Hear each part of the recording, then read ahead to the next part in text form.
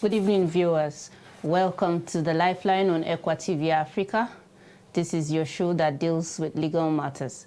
Today, we're going to do a very interesting topic. We know the general elections are all around the corner.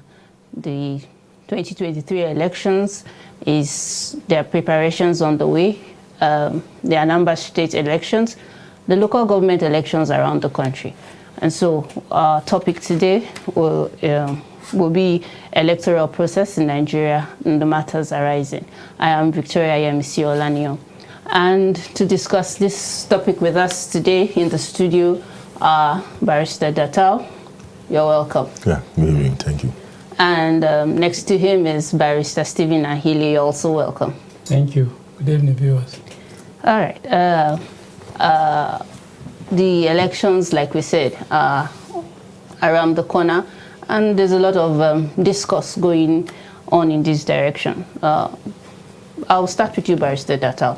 What is the legal framework for election in Nigeria? Well, Nigeria operates the 1999 Constitution as amended, and it is the ground norm, is the foundation upon which every other thing is built upon. And so it's a critical document for virtually everything. Every other thing or every other process derives its power from the Constitution. Okay. So the Constitution is the foundation of everything, and it allows for periodic elections. Okay. And when we say the electoral process, the first thing that comes to mind is that there will be voting and all that. But I just want to say that the Constitution provides that the whole country be divided into 36 states plus FCT, and then the quality of states where you talk about, the president, of course, vice president.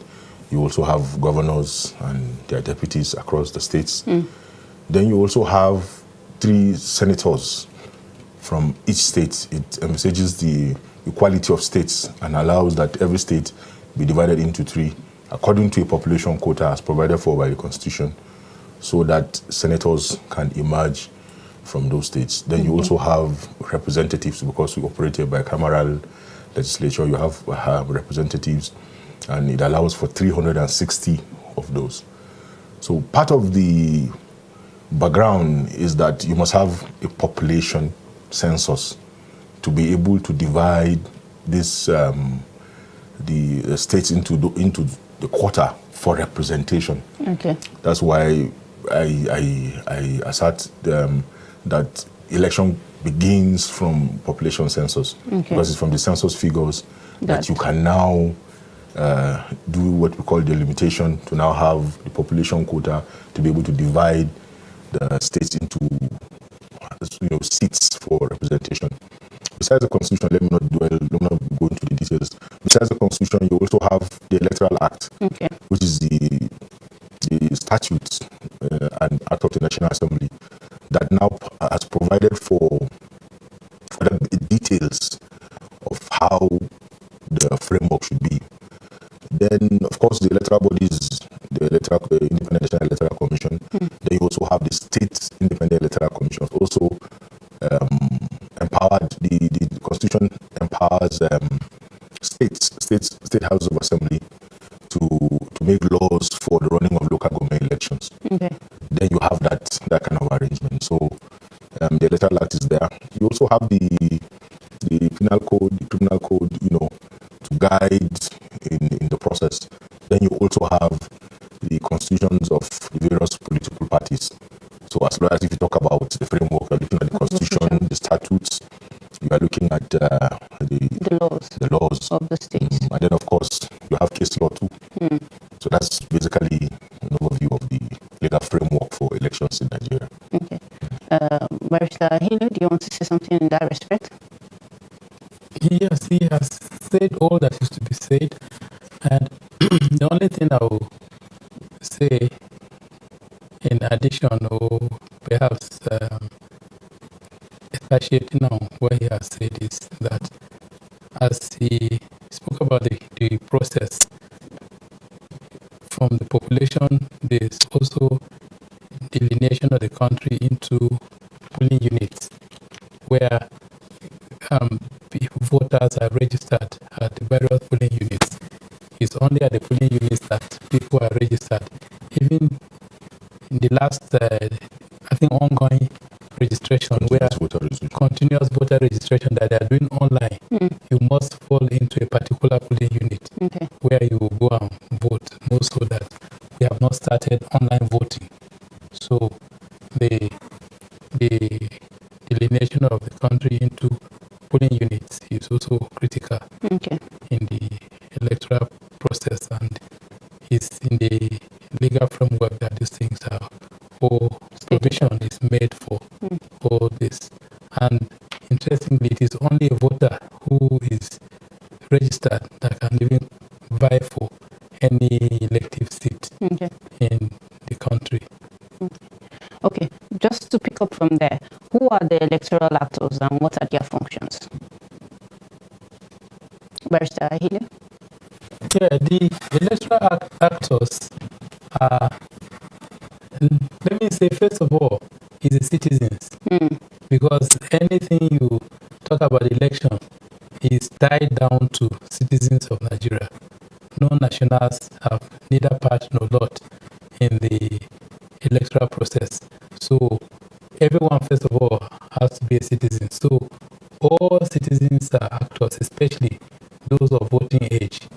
Once you're up to 18 years, you are an actor, and if you have refused to be an actor, we'll say you are a potential actor because you have the latitude to be an actor. But if you chose not to be, then it's up to you.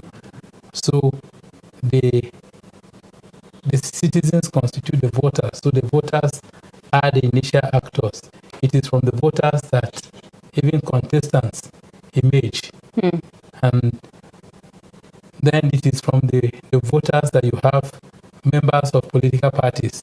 Even in political party membership and the nomination of candidates in political parties, a person who is not a registered voter cannot participate in a political party. He cannot be an official. He cannot nominate someone to be a contestant. So you have to have a voter registration card. And once you are a registered voter, you are already an actor in the political process. So from these people, you have those who are more active, who are members of political parties, who nominate people, and the party sponsors that they come out and stand for the elections that they could be chosen by the other voters. So they have become more active actors in the electoral process.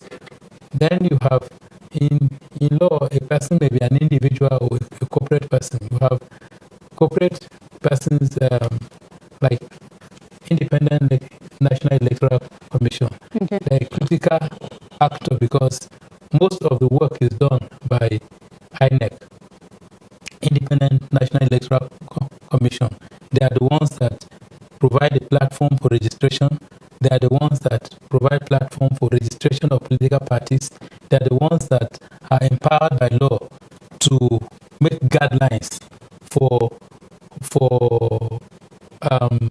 registration of political parties and the conduct of elections.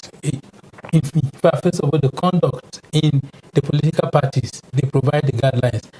The conduct of primaries to get candidates that will contest elections, and then eventually the elections, except for local government election in states, that is guided by the state independent electoral commissions. So these are the actors, the citizens, registered voters, politicians who are members of political parties, who also become contestants, the electoral body at the national level, that's INEC, and the state independent electoral commissions. All these are political actors. Okay. Barrister Data, you want to add something? Okay, just to add that the media too play a very critical role in the electoral process. Okay. Because it's about popular participation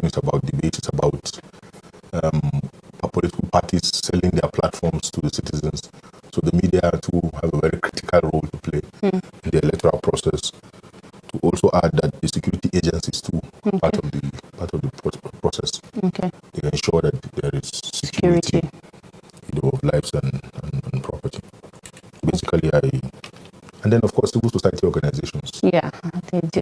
Are some of the principal key. Okay. Okay, so Barrister Ahili, what qualifies you to become a voter or a candidate in an election? As I mentioned earlier, you first of all have to be a Nigerian. Okay. After that, you must have attained the age of 18 years. So once you basically these two, you are qualified to be a voter, so you can register.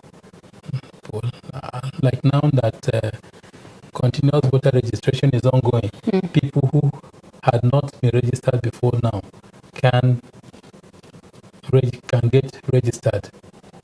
So there are other people who may be deprived by reason of the circumstances around them.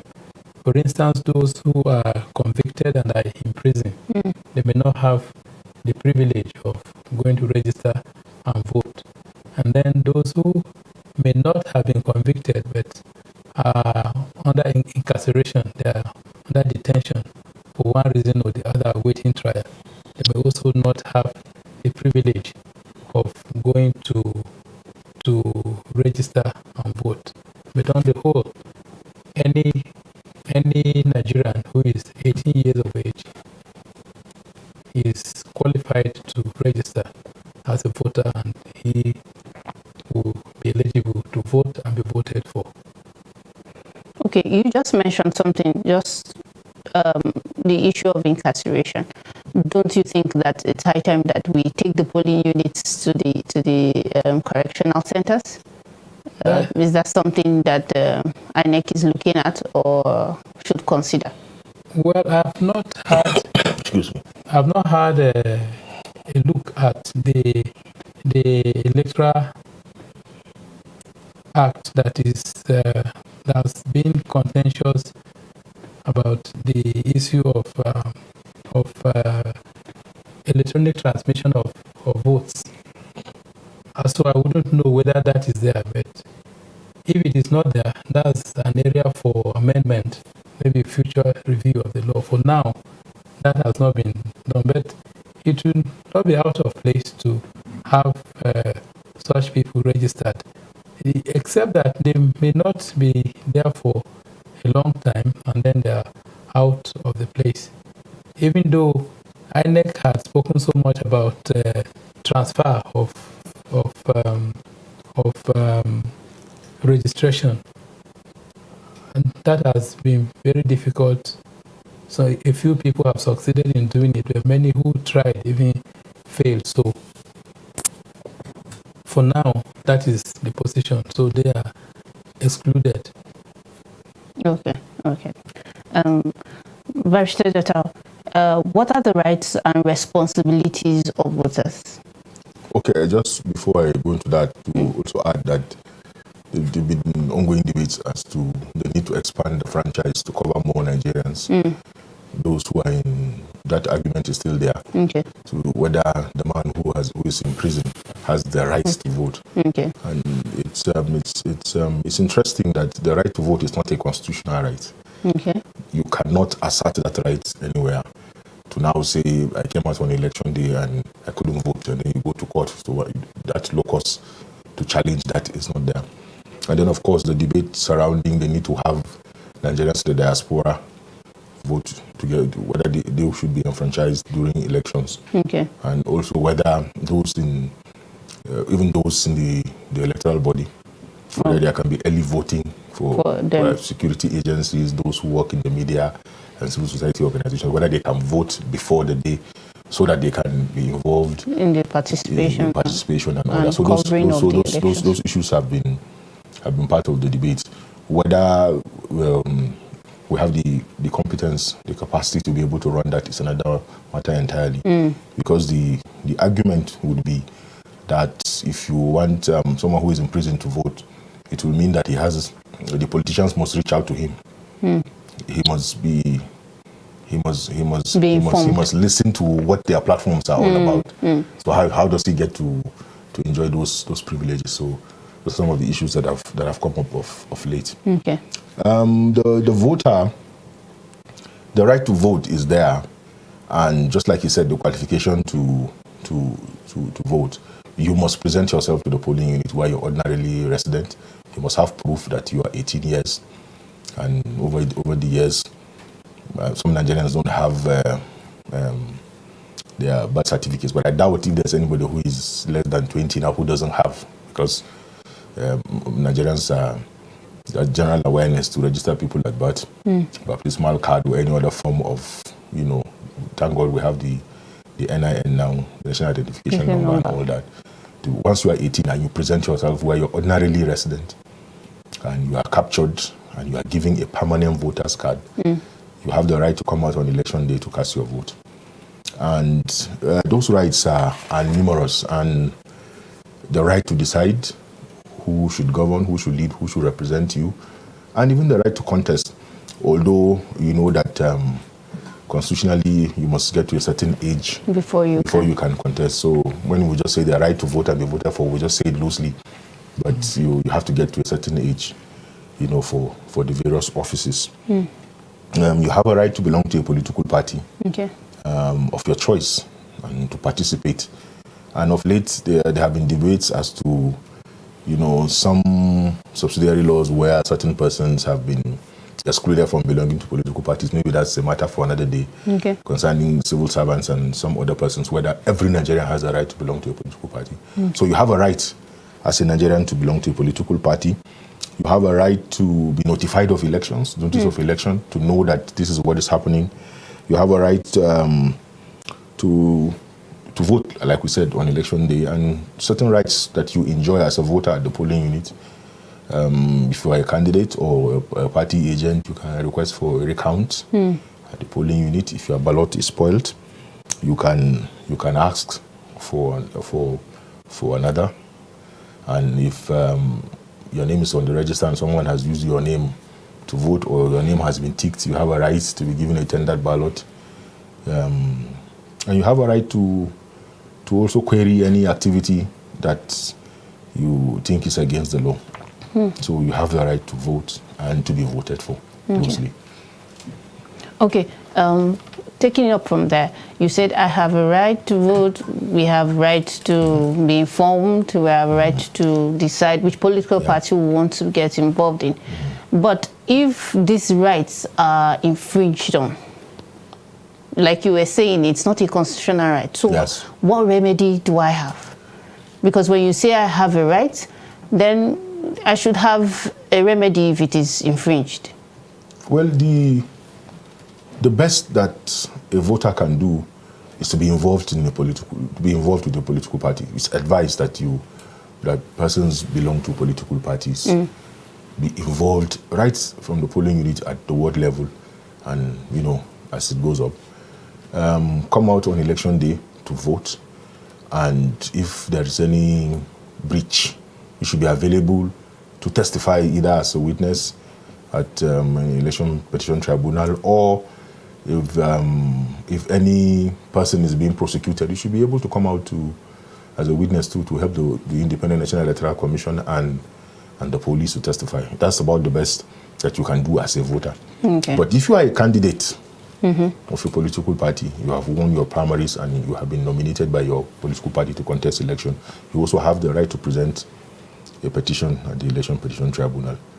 So part of what some intellectuals have been putting forward is there a way we can enfranchise or give the voter the power to be able to challenge an election? I'm sure Ahilo will be wondering where I'm coming from. But that's the thing. The argument is out there to now say, look, can voters who were disenfranchised, who were denied the right to vote, can they go? Is there any platform where they can express themselves? There is none. So that's about it. But if you are a candidate in an election, you can present a petition or a political party, or you can come as a witness. To testify in election petition tribunal or prosecution of electoral offences. Baris, I think you want to say something on that. Yes. Let me say before your question that this right is very interesting. As you were saying, speaking, I was thinking of it, that you cannot enforce that right, but your political party or your candidate can enforce it on your behalf. you were supposed to have voted, you were excluded from voting. Then the candidate of your party, which your party sponsored, or your party, can go to court and say, some of my supporters were excluded from voting. If they were not excluded, I would have won the election. And that would be a valid point to succeed if the person is able to establish that certain number of persons were disenfranchised. And if they had voted, it would have affected the result of the election. Then the tribunal would not have any hesitation to set aside the election and order for a rerun election. Yes. So why the person, the individual, the voter, may not enforce the right, his party or the candidate of his party can enforce that right. Okay. We have spoken about rights of the voter. Can you just touch a bit on the responsibility now of the voter? Because as you have a right, you also have a responsibility. Yes, the first responsibility is we are saying a voter is to go and vote for a candidate of his choice. And interestingly, this is not limited to the party. A member of a political party may decide to go and vote another candidate, even though his party may say that is anti-party activity.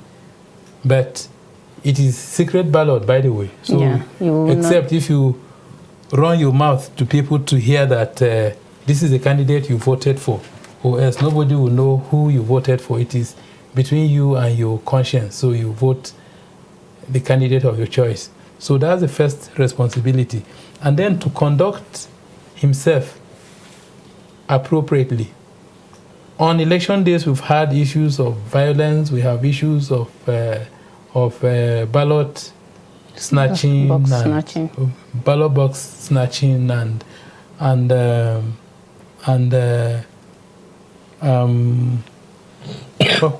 Toggery and all of that. Toggery, and even overvoting in some places. Bribery and all. So you have this duty not to get involved in these vices because they are not just interfering with the process, they are destructive to the society. That's true. So these are some of the responsibilities of the voter. Barrister Total, just to add that there's also this part of the process where the particulars, affidavit of personal particulars of candidates are displayed, by the Electoral Commission. As a voter, it's good to go and find out, when such display is made, to find out whether those particulars are correct, because most times that's where it starts from.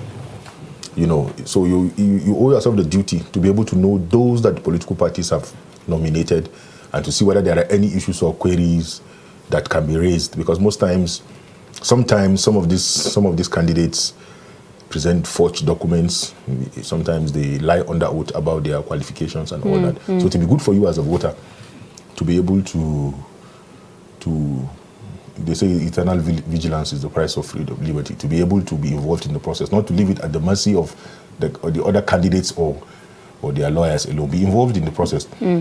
Maybe someone wrote or tendered a certificate that he finished from a particular school, and you were in that class, and you know that man was not in your class. It's good to raise the alarm. Okay. And I just remember that we didn't include the judicial process in the actors too. They are part, from the beginning, because the electoral dispute resolution is also part of the process. So that too is another part of the process of the electoral process.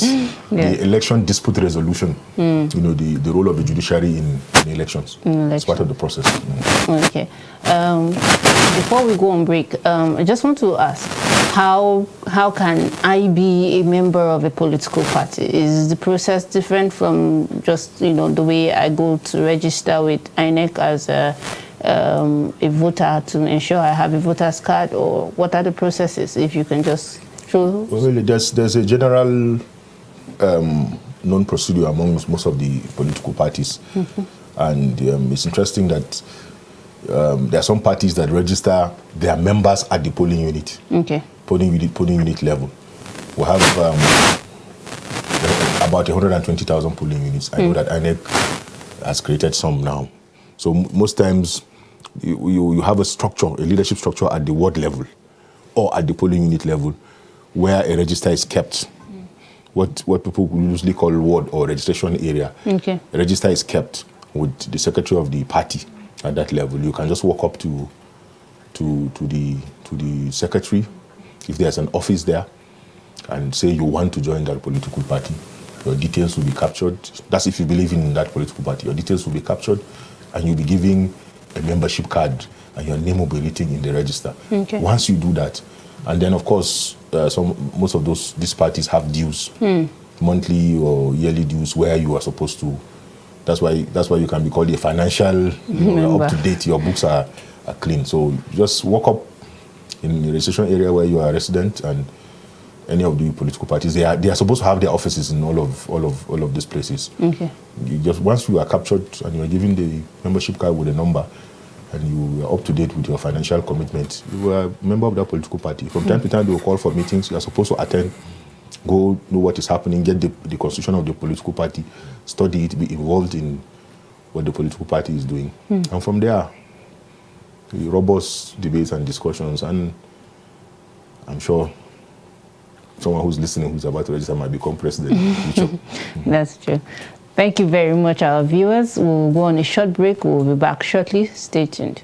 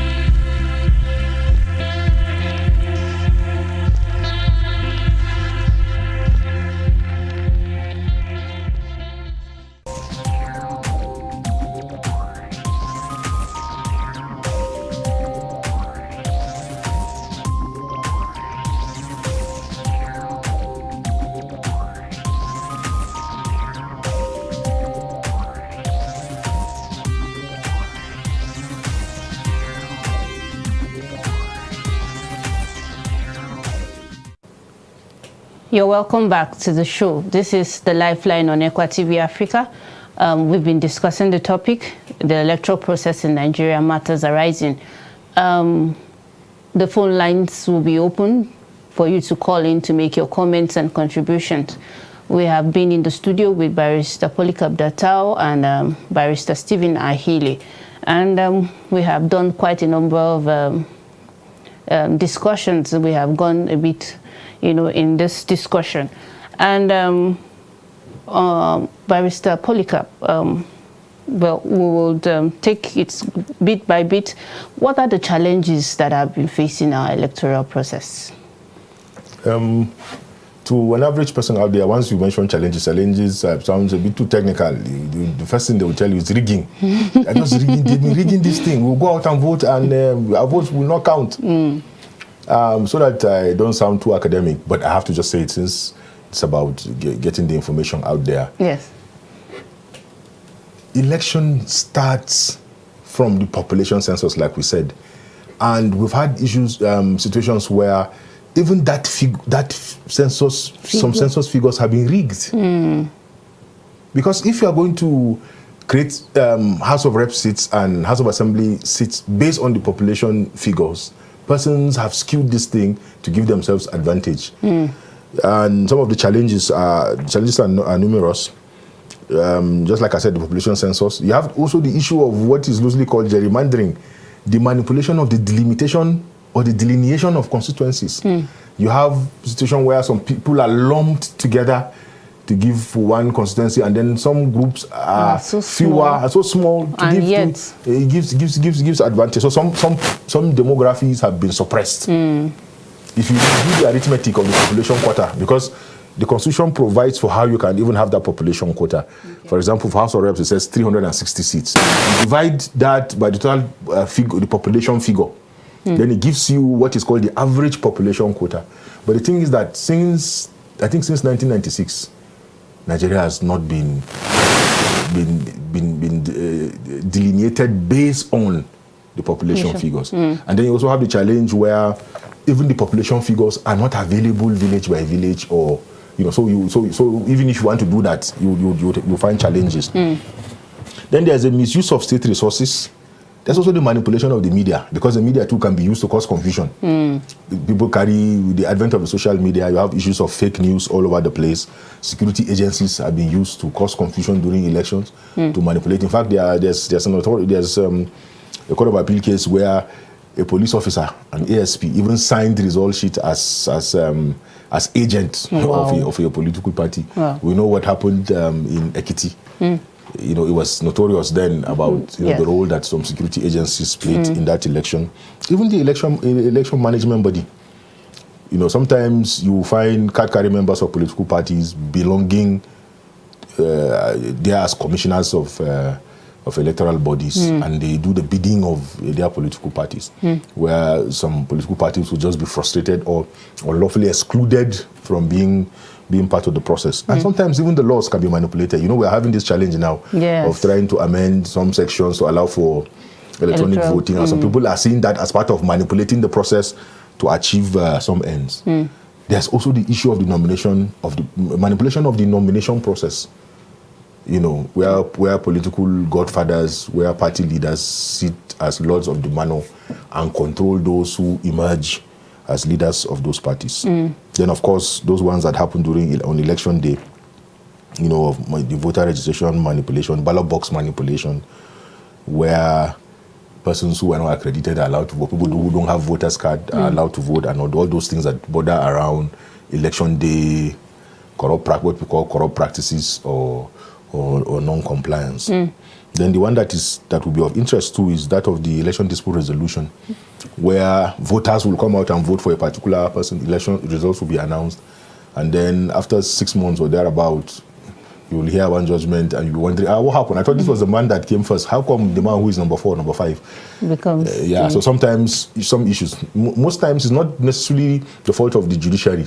Sometimes it's the function of what the lawyers present. Or what they present before them.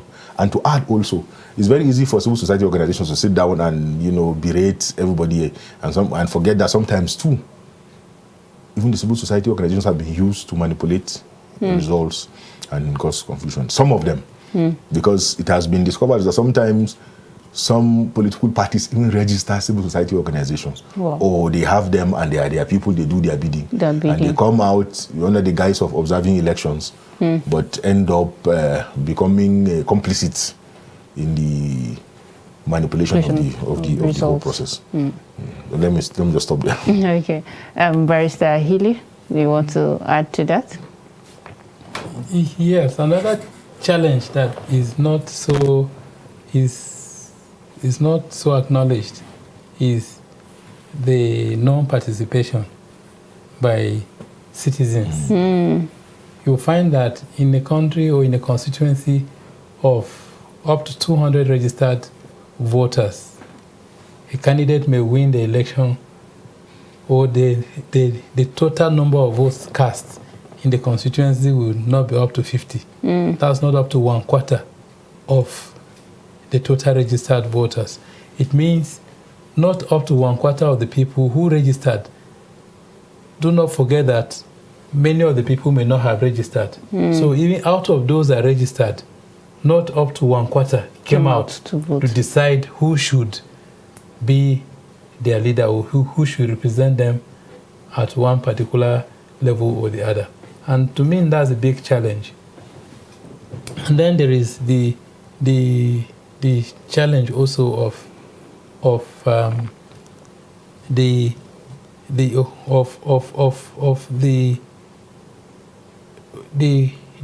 process of getting the process of adjudication, like he mentioned earlier. When these things get to the point of adjudication, the electoral Act has made very stringent conditions for proof of election matters. So it becomes very difficult, and sometimes even the proof is very difficult to prove.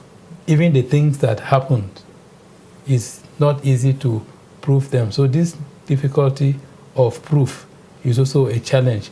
You find situations where people were at a particular polling unit. It is not easy to prove that people who did not vote, people who were not registered at that particular polling unit, actually voted. So when that proof is not there, the judicial officers who are sitting at the tribunal are not magicians that will know this is what happened. It's what comes to them that they will be able to adjudicate upon. And with the present level of this manual voting and all, it becomes very difficult. The other time they spoke about transmitting the results, having a server that will be recording as people are voting and all of that. But at the end of the day, even INEC that had come out to tell people that they had a server, denied ever having a server. And money was spent on it. So all these are challenges. So that's a classical example of the electoral umpire itself jeopardizing the process. It is also a challenge. Okay, you said something about the voter apathy being a challenge. But, you know, of recent, Barrister Total, I want you to talk on that. Of recent, you realize that the truth is that, you know, elections these days, you go out to vote and the result comes out the way, you know, it wants to come out, not the way you expect it to come out, you know, and people have already become so saddened about the fact that they vote and their vote doesn't seem to count. And so when elections are called for, it's like, just let them go and do their thing. Even if we go and stand under the sun, you know, it doesn't make a difference. They already have the results somewhere, you know, calculated, and they'll just announce it very soon. So what do you want to say about that? Okay, let me also flip the discussion this way. You know, voters have this cynicism around elections. That after suffering for 8 hours to vote Mr. X, look at how the man has disappointed us. We thought he was going to do. So when another election cycle comes, they will now say, what is the point? These people have been disappointing us. I know. So sometimes some of these complaints or this laid back, this thing might be legitimate if you look at it in inverted commas. But and then also don't forget too that sometimes some of these registers are bloated. You know, you have fictitious names, you know, multiple registrations, underage registrations. Sometimes some of these people are even scared to come out on election day. Sorry, I caught you. Edith from Anambra, thank you for calling. You can make your comments or contribution. Hello, Edith. Oh, sorry, we lost Edith. Okay, to continue on that point, that, you know, some of these registers are overbloated. And the advent of the smart card, the innovation by the Professor Atahiru Jega-led INEC, where the commission introduced the smart card reader, it now reduced the number of persons, total votes cast at elections. If you compare what happened in 2007, 2011, and what happened in 2015, you see that the number was drastically reduced to slightly. It used to be over, you know, a voter turnover of over 60 million Nigerians in a presidential election, now reduced to just slightly less than 30,000. I'm not saying that most of those were fictitious, but it has pruned down the number and has reduced issues of multiple voting and even underage voting. And then also don't forget too that we've had issues of insecurity across the country, and people have relocated. You know, some have died, some will be sick on election day, and these are issues that can come up. And just like you said, some are scared of coming out or are just tired. Some people just prefer to watch TV that day. We're calling on people to be more involved in the process, to come out. It's a lot faster and a lot easier now that the Commission has created additional polling units, where even if there are no additional polling units, there's what is called voting points, where you have less than, I think, 200 or 250 persons per voting point, so that within 3-4 hours you can do accreditation and you are done. I just want to add something concerning what Barrister Healy raised concerning issues around proof, the issue of non-compliance. One of the most difficult grounds of election petition. You look at what happened in 2019, where the political party was trying to prove non-compliance across the country. You are looking at almost 20,000 polling units. And if you come, for example, and say voters were disenfranchised, the authority is that you must bring these voters to come and testify that they came out on election day and they were not able to vote. And they must express their frustration that we wanted to vote, and they must tender their voters card to show that they did not vote. So imagine moving around the country, 15,000 witnesses to a particular location, and don't forget too that it's stamp bound. So it's really a Herculean task. Or you want to prove that there was corrupt practice. You are looking at proof beyond reasonable doubt. It's not an easy thing to do. But I would also add that most times, free advice, most times politicians do not think beyond election day.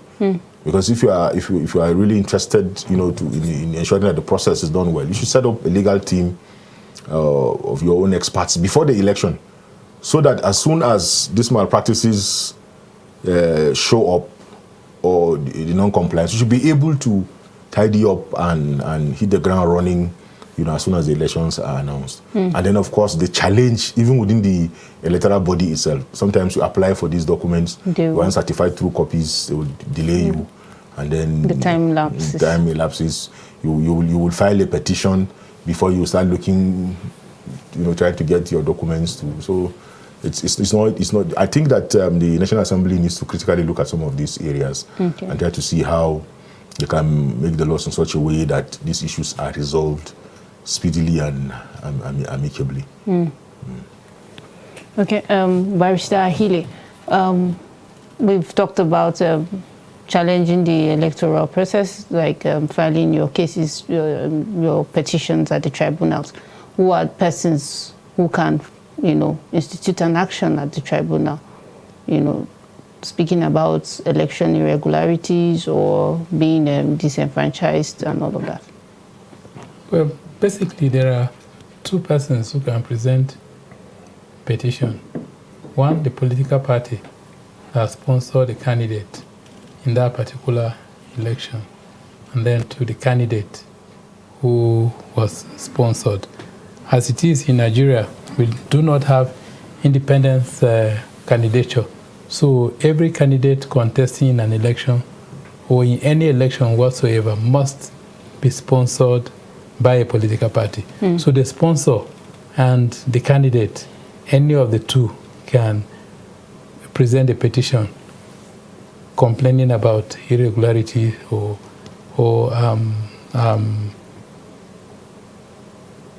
non-compliance or whatever thing that is within the Electoral Act, including unlawful exclusion, which is one of the easiest things to prove. But it must be someone who participated in the election either as a candidate or as a sponsor. The political party is usually the sponsor. Okay. You want to add something? Yeah, just add the grounds for presenting an election petition. He mentioned some of them.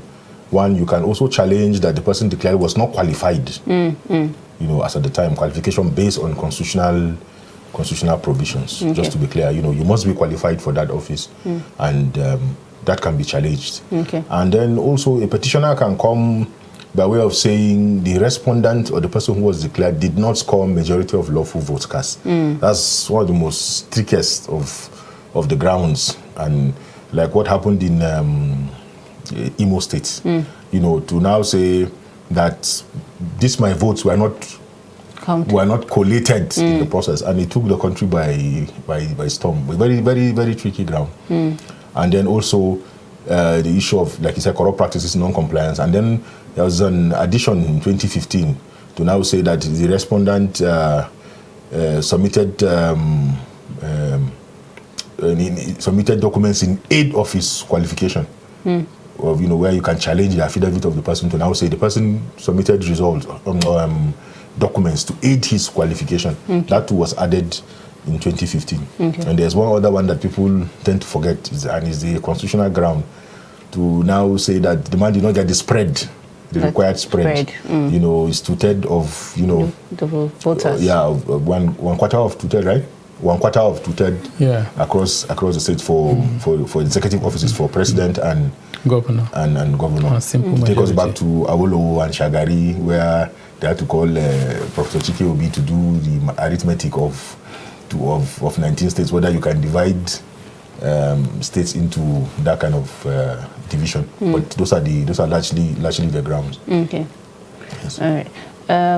Barrister Ahili, the issue of security, being a challenge to the voting or the electoral process, because if lives of persons are not secured, they will not want to go out to vote, or if they are not sure that if we go out they will come back. We saw what happened in Kogi State when the elections were held there. So I don't know what do you think are the solutions? What will you prefer? Because most of the local government elections are coming up. The Anambra election is coming up, and of course the insecurity in the southeast is also a challenge to that election, being held. So what are your own views on how this can be tackled? Well,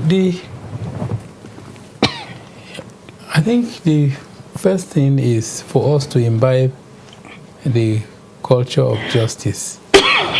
Because so far as we have it in this country, people want to win election by all means. So from that background, they do all kinds of things. It was Obasanjo that first popularized the do or die affair issue. He said the election is a matter of do or die. So it has become popular. But that is the attitude. So when that attitude is there, whatever advantage a person has, he wants to bring it to bear on the electoral process. And it can be very funny. I went to the High Court one day with my little boy, and a former governor was standing trial. The matter was stood down and he came out. And I went to greet them. There was one person I knew very well that they were together. I went to greet him. And we greeted him so freely. And he shook hands with me, shook hands with my boy. And then the other person asked my boy, "Do you know this man?" My boy looked at him and shook his head. Then he asked me, "How old is he?" Then the boy was 5 years. The time the governor left, the boy was barely 2 years thereabout. So he couldn't have known the man. So the friend said, no, he's too young to have known. Someone that before then, you cannot even go near him. He was freely exchanging handshakes with us. So that is how anybody who is in position today may not be in that position tomorrow. Buhari was head of state, he went to prison. Obasanjo was head of state, he went to prison. So many other examples like that. So if people think that because they are in position today, they have an advantage, they will use violence and do all kinds of things, they should not forget that tomorrow they will no longer be in that position. And what they were doing and enjoying and thinking is fun, they may also suffer it, or their children or their friends will suffer it. So until we come to that point, or else it is really difficult to deal with this thing. And then secondly, the government must have the willpower to deal with situations of violence at elections. Because when these things occur and they are glossed over, they just leave them like that. People commit those serious, heinous offenses and they are just detained for a few weeks or sometimes a few days and then they are back. It gives people incentive, and then their principals, their benefactors are enjoying the offices they were helped in inflicting violence on others. And they are beneficiaries, they are enjoying it. Any other person looking at it thinks, okay, the way to get there is to cause all kinds of confusion, injure people if you can, kill people if you can, and get there. Once you get there, the end justifies the means. So until we all come to a point of thinking this is not right, because even unfortunately sometimes it is those in government that are beneficiaries and are sponsors of this, and so it becomes very difficult. How do you tell a government to prosecute the people that it sent to go and perpetrate violence? But there has to be a way of dealing with these issues. Okay, do you have and then again, if people do well, they wouldn't even need to cause violence or injure people or kill people to get political seats. The people will even clamor for them. The people will even call for them to continue. Look at what happened to Mandela. After one term, it was his people that were saying continue, continue. And unlike our African people, he said no. One term is okay, and he left for Thabo Mbeki. So may God help us, and may we come to a point of realizing that we cannot continue with that kind of lifestyle. You seem to want to add something. Okay, just to add that the issue of securing elections cannot be separated from the overall desire to secure Nigeria as a whole. Because if you look at the general election, you are dealing with 120,000, not less than 120,000 locations at any time T. And you are dealing with over 60, 70 million adults who want to express themselves. And you're also dealing with politicians who want to get to office at all cost. And sometimes the atmosphere is charged, and tense. You know, some groups are saying it's the turn of our people, you know. And someone, so that's just like there's this Hausa proverb where one of the politicians said, "We go momo ake karamu, the momo ake karansu," meaning that win at all cost. That is unfortunate and it's sad. And so we are looking at a situation where the electoral body is saddled with the duty of housing sensitive electoral materials for some weeks before the election. We are looking at guarding those materials. We are looking at the security of transporting them to the polling units, providing security at the polling units, not just for the electoral materials and the electoral staff. You're also looking at the safety of even the voters within the electoral zone, and then taking this result back is a huge task.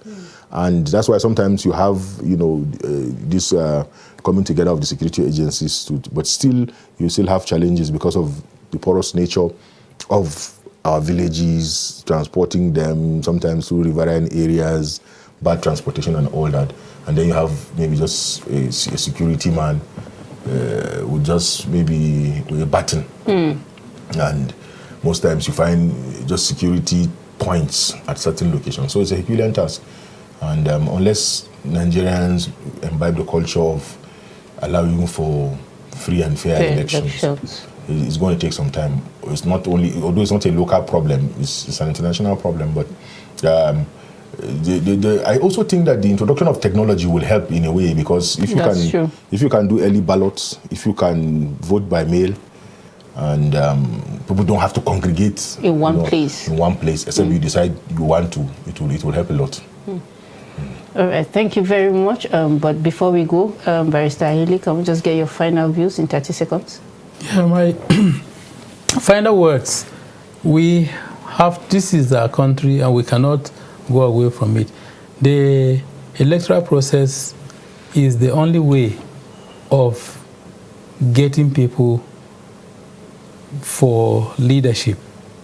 So, be it the president, governors, House of Reps, House of Assembly, the Senate, or even chairmen of local governments and councillors. So we do not have to shy away from the electoral process. We have to participate at the level of registering as voters, at the level of participating in political parties. Because no matter how good the candidate is, he cannot contest an election except through a political party. And it is the members of that political party that will determine who their candidate is. So whoever they decide is that person, whether by direct primaries or indirect primaries, whichever way they decide. They may even agree and say NEC has waived all the requirements and this person is the candidate, and that will be it. So they have that liberty to do some of those things. So they adopt, and sometimes they even specified a minimum period of time, that length of time that a person will be a member of the political party before he can contest. Yet they still have the powers to sit and say this has been waived, and that stands. So men of goodwill must participate, or else will not move away from where we are. Thank you very much. Barrister Data? Okay, just to say that people must believe in the process and not resort to violence. It's good to also state that the electoral dispute resolution mechanism, election petition tribunals and right to appellate process is part of the electoral process. I want to put it this way. That's part of the electoral process. So that as persons contest elections, as political parties reach out to voters to campaign and all that, they should have it at the back of their minds that at some point they might need to resolve this at a tribunal. So to begin to prepare for it, not to see it as completely a strange appendage. No, it's part of the process. So that because we don't want people to fight, we can't resolve elections by fighting or by burning tires on the highway. So the electoral process is part of the dispute resolution is part of the process, so that politicians and political parties should be more interested in that too. So that as you are sending out your party agents, as you are setting up your situation rooms, you are having that at the back of your mind, that even if we get declared, or if my opponent is declared, at some point we will have to appear before the tribunal to resolve it. That's my... Thank you very much for joining us, being with us in the studio this evening. That is much we can take. We encourage our viewers to go get their voters card and ensure that they register and they go out to vote. Thank you very much. Join us same time next week. Thank you.